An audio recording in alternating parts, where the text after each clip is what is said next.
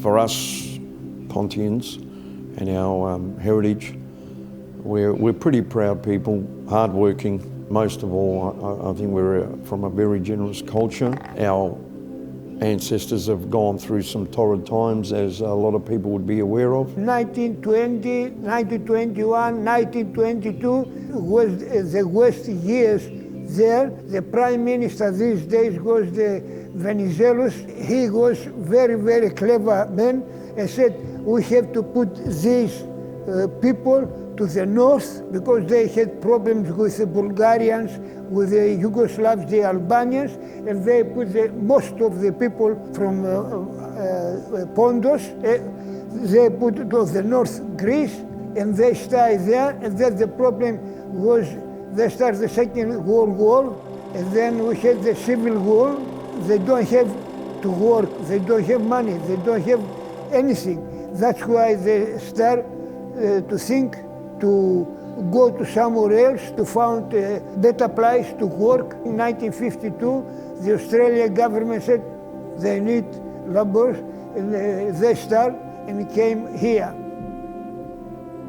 They start here in 1958 when the first immigrants came from North Greece to Australia. People from the same places and that, and they work out and they said we do the brotherhood to join each other, to see each other, to discuss a few things and to help each other. I came 1969 and I start from 1970. 1972 to 74 was the first time as a president with the committee. And in 1991, we discussed with 3-4 people, committee members, to do the team.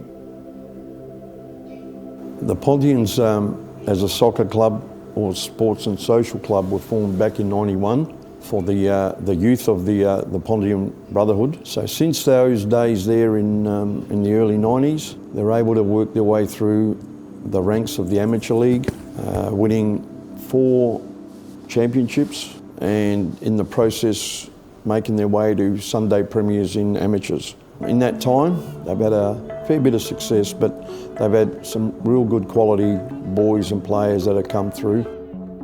We've got a good young group, good coaches as well, very easy to get along with, and we're building the group each year, bringing new guys in. More people seem to be attracted to the club and want to come and play for us. So being captain of the club, putting on that yellow and black every week and the armband means plenty to me. I want to lead these guys out and hopefully get promoted and achieve what we want to achieve. It is actually a great honour being involved with the club for so long, coming from amateurs to where we are now in Federation, and it's growing. We're winning over supporters. They can see the actual standard of the game. To move to Federation now, I think there's a lot of great things to come out of it. And it's a testament to the actual brotherhood itself that supported it until it was sort of outgrowing itself, and the soccer club itself was looking for broader horizons and looking to expand. Actually, I just came down to play with my granddaughter. I was approached by Terry if I could help him for 2 or 3 years. And I said, all right, someone has dubbed me in, because he said, you've done this before. And I said, yeah, my son's dubbed me in, obviously. I said, okay. I said, look, for 2 or 3 years, I can do it. On the 3rd year, Terry comes up and says, Charlie, look, you think you can go for another year? Well, here we go again. I thought, I'm meant to be retired, really. I said, I'll give you another year. 18 years later, I'm still here. Now, in 2002, we heard about the premises being available out at the Salisbury area, which was Yalumba Drive Reserve, and through the help of Councillor Chad Buchanan, was able to win the lease. Since that time, we've been playing out of Yalumba Drive Reserve. Back in 2013, we were approached to join the Federation, but at that time, the Federation wouldn't allow the ethnic names, and we as a soccer club didn't want to jeopardise our own identity So we passed on that. 4 or 5 years down the track, we were asked again once the ethnic names were allowed, and by that time we took it with both hands because we were allowed to keep the ethnic name, and we take great pride in that. The rest is just sort of history. We are looking forward now to competing at the highest level we can, working our way through the ranks in the Federation, and hopefully one day competing in the top divisions in this state, which is the NPL. Oh, look, I started picking up cigarette butts to treasurer, committee, president, yeah, and now I'm just staying back, laid back, observing and letting the younger generation come through. I'm old school, but I'm glad that I'm behind Terry, the president, because without him, I can guarantee you, we wouldn't have half of what we got here now. The effort he puts in with the council, with the MPs, you name it, he's there. And he's done tremendous things within the club. The culture of this club has always been family orientated. In the early days, there was always, these individuals that sort of made it a bit hard and tarnished the reputation of the Pontians. And from the time John and myself got together in trying to clean it up, and a lot of it was unwarranted too. It's just a thought out there that the Pontians were aggressive people and tarnishing our names. We have been able to establish a pretty affluent club. In 2020, we were awarded a redevelopment of our premises, and 2021 will be the season that the development will commence. I'm Chad Buchanan, and I'm the proud patron of the Pontian Eagles and also the local councillor and deputy mayor. My association with the Pontian Eagles and the Pontian community generally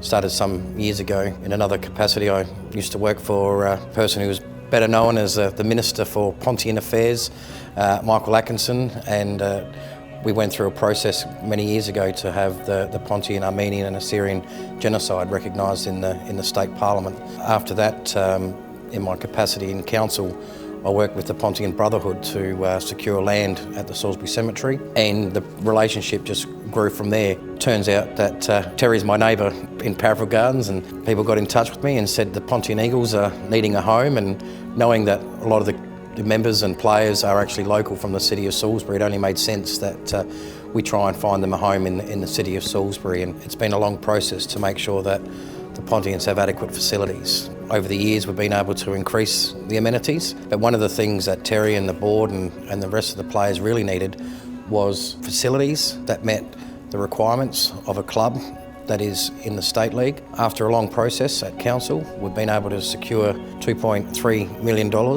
to build brand new facilities for the Pontian Eagles here at Yalumba Drive.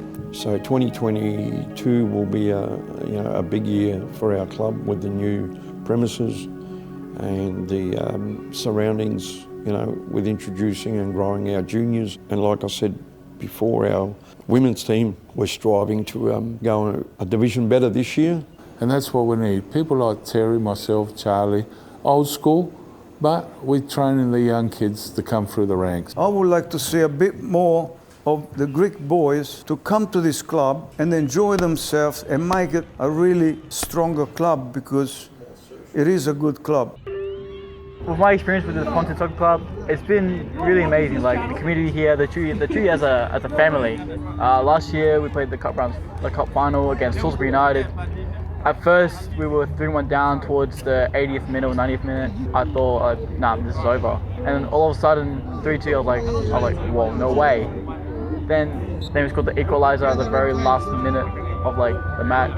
We just got that hope back. We got our motivation and hope back. We were like, let's go boys, this is it, this is our last chance. And before you know it, 4-3 our way. I've never been that happy in my life when we scored the last goal. Pontian is a great club. I only came here around last year. It's a great club. I recommend everybody to come here. As Pontian says, fear no one, but respect all. Our final last year was crazy. Let me tell you, it went down. I thought we were going to lose. But then the coach was saying he did some crazy tactics. If he didn't do that, we would have lost. And then Jotham scored the goal to bring us back into the game. After he scored that goal, we knew we had this. We knew we were going to beat him. And then when extra time, Shabani Juma scored the winning goal. When he scored that goal, I think I did a backflip as well. It was amazing. The future of the Pontians, I wish them around. I can see NPL, mate. With some of the good boys that we've got here, yeah, there is a great future at the club. Being Pontian means a lot, and I think all the Pontians should be proud of what they've created. As we know, we originated from the Brotherhood. To their credit, I think we're able to show the people that we have and are achieving some great things. Our background, right, we want it to be an inspiration to the broader Pontian communities around the world. And we're hoping that will inspire Pontians in general throughout the world, just showing them what we have achieved down here. We're always thinking of them and hoping that they are proud of what we are achieving on the other side of the world.